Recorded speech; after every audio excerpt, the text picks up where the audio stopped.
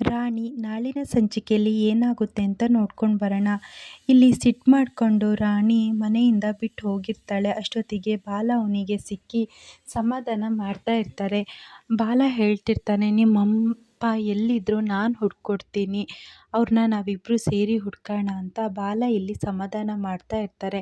ಸತ್ಯ ಅಂತೂ ಈ ರಾಣಿ ಎಲ್ಲೋದ್ಲು, ಈ ಸರಳಂಗೆ ಎಷ್ಟು ಹೇಳಬೇಡ ಅಂದ್ರೂ ಅರ್ಥನೇ ಆಗಲ್ಲ.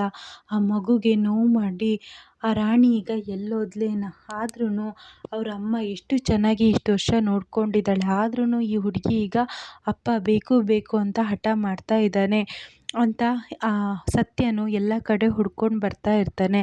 ದೂರದಲ್ಲಿ ರಾಣಿ ಮತ್ತು ಬಾಲ ಮಾತಾಡೋದನ್ನ ಈ ಕಡೆ ಸತ್ಯ ನೋಡಿಬಿಡ್ತಾನೆ. ರಾಣಿ ಮತ್ತು ಬಾಲನ ನೋಡಿ ಸತ್ಯನಿಗಂತೂ ತುಂಬ ಶಾಕ್ ಆಗಿಬಿಡುತ್ತೆ. ಆದರೆ ಅವರಿಬ್ಬರು ಏನು ಮಾತಾಡ್ತಿದ್ದಾರೆ ಅಂತ ಮಾತ್ರ ಸತ್ಯನಿಗೆ ಗೊತ್ತಾಗಲ್ಲ. ಯಾಕಂದರೆ ಸತ್ಯ ತುಂಬ ದೂರದಲ್ಲಿರೋದ್ರಿಂದ.